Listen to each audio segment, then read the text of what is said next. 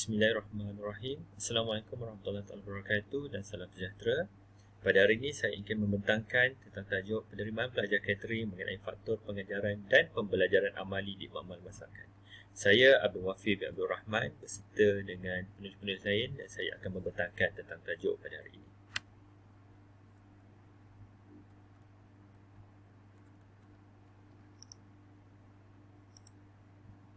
Okey, seterusnya kita tengok pada isi kandungan pada hari ini. Kita akan tengok dari segi pengenalan, penyataan masalah, objektif kajian, metodologi kajian, dapatan kajian, perbincangan dan rumusan. Okey, pertama kita tengok pengenalan. FETB UTHM merupakan institusi yang melahirkan dan melatih tenaga pengajar yang berpengetahuan dan berkemahiran dalam pelbagai bidang teknikal dan vocational di UTHM untuk negara ini.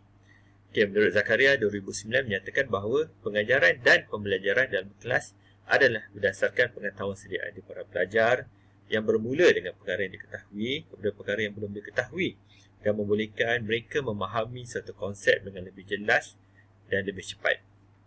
Seterusnya, menurut Jamaluddin 2014 mengatakan bahawa praktikal merupakan satu kaedah pembelajaran yang dilakukan di sekolah mahupun di peringkat lebih tinggi kerana kaedah digunakan untuk pembelajaran di dalam bengkel akan melibatkan peralatan atau mesin atau perkakasan yang terdapat di dalam bengkel tersebut. Okey, seterusnya kita melihat pada Mat Saleh 2009 mengatakan bahawa praktikal akan memberikan pengalaman mendalam untuk mengembangkan potensi intelektual, fizikal dan sosial para pelajar serta memperkuat kemahiran mereka yang baru diperolehi. Okey, bila kita tengok dari segi pengetahuan, kita pecahkan kepada tiga, di mana pada hari ini kita akan tengok pengetahuan pedagogi, iaitu pengetahuan pedagogi pensyarah, iaitu tentang proses pengajaran dan pembelajaran, iaitu tentang pengetahuan yang berkaitan dengan pelajar dan juga pensyarah tersebut. Kedua adalah pengetahuan teknologi, di mana pengetahuan tentang perkakasan teknologi pendidikan yang boleh diakses dan boleh digunakan dalam memperkaitkan proses pengajaran dan pembelajaran di dalam kelas.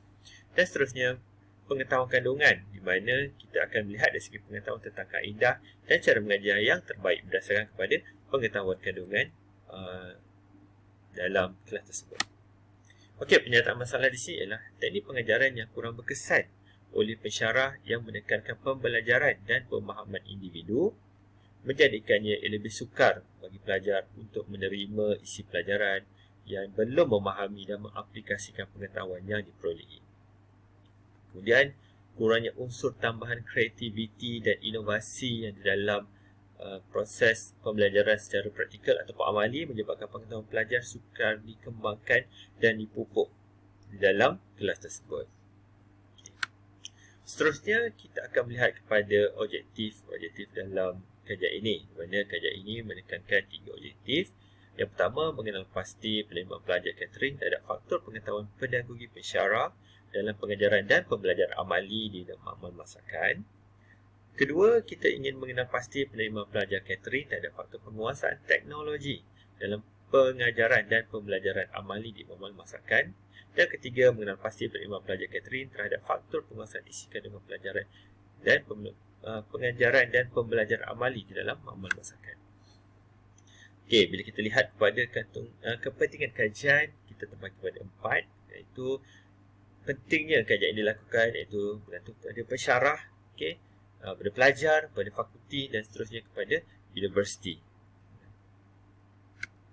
Okey, seterusnya kita melihat kepada metodologi kajian ini dilakukan, iaitu kaedah yang dilakukan adalah kaedah kuantitatif, di mana reka bentuknya adalah berbentuk tinjauan. Kami menggunakan instrumen buang-ansur sidik untuk menjawab beberapa persoalan-persoalan yang diutarakan, dan buang-ansur sidik ini akan disahkan oleh 2 orang pakar dan juga dalam bidang PDP dan seorang pakar dalam bidang bahasa, manakala analisis data menggunakan analisis deskriptif, frekuensi, peratusan dan mean, di mana kita menggunakan SPSS. Okey, seterusnya, dapatan kajian bila dianalisis menunjukkan bahawa dapatan kajian bagi demografi pelajar adalah lelaki sebanyak 33 orang, manakala perempuan sebanyak 108 orang. Okay, di mana populasi perempuan lebih tinggi daripada 76.6%, di mana dan bagi respon lelaki ada 23.4%. So, kita dapat lihat majoriti adalah daripada kalangan pelajar perempuan yang menjawab borang solistik yang kita edarkan. Okey, seterusnya bila kita lihat taraf pendidikan para pelajar ataupun taraf pendidikan responden yang kita telah analisis, di mana sebanyak 54 orang daripada taraf pendidikan diploma ataupun 38.3%, matrikulasi seorang iaitu 0.7%, dan STPM 86 orang iaitu 61%.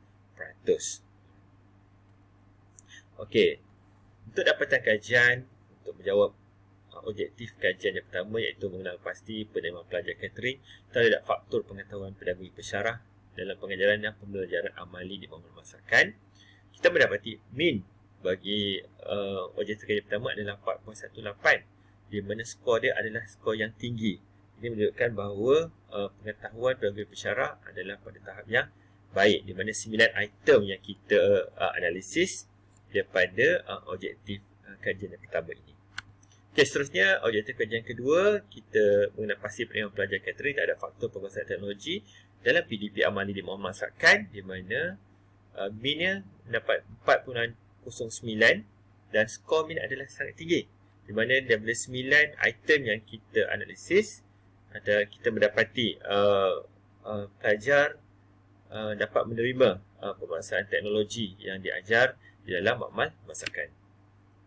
Okey, seterusnya objektif yang ketiga iaitu mengenal pasti penerimaan pelajar terhadap faktor penguasaan isi kandungan pelajaran dan pembelajaran dalam makmal masakan, iaitu minimum 4.21, di mana skornya adalah tinggi. 9 item yang kita analisis mendapat 4.21 ini menunjukkan bahawa pelajar dapat menerima penguasaan isi kandungan PDP di dalam makmal masakan. So, perbincangan yang kita dapat di dalam kajian ini adalah dari segi faktor pengetahuan pedagogi pensyarah. So, pelajar dapat menerima pengetahuan pedagogi pensyarah di dalam masakan, di mana dapatan ini disokong oleh Sulaiman 2004. Manakala penguasaan teknologi, pelajar mampu menguasai teknologi yang diajar oleh pensyarah di dalam masakan, di mana dapatan ini disokong oleh Ahmad dan Jingan 2015. Okey, seterusnya dari segi penguasaan kandungan. Penguasaan kandungan yang diajar oleh pensyarah di dalam makmal masakan ni mencapai objektif pengajaran dan pembelajaran, di mana dapatan ini disokong oleh Osman 2015. Okey, bila kita lihat daripada segi rumusan kajian ini, secara keseluruhannya dapat disimpulkan bahawa pelajar dapat menerima apa yang diajar oleh pensyarah di dalam kelas, iaitu PDP dan kelas, dari segi pengetahuan pedagogi pensyarah, penguasaan teknologi pensyarah, penguasaan kandungan pensyarah di dalam makmal masakan itu, di mana mereka dapat menerimanya dengan baik.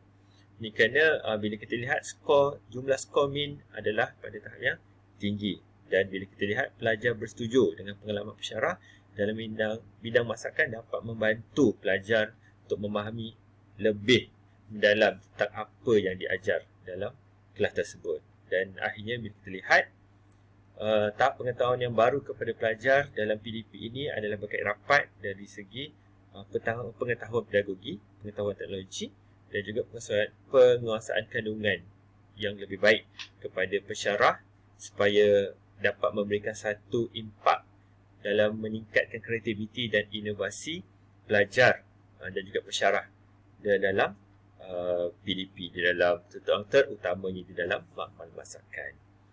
Okey, saya rasa itu saja untuk hari ini. Sekian, terima kasih.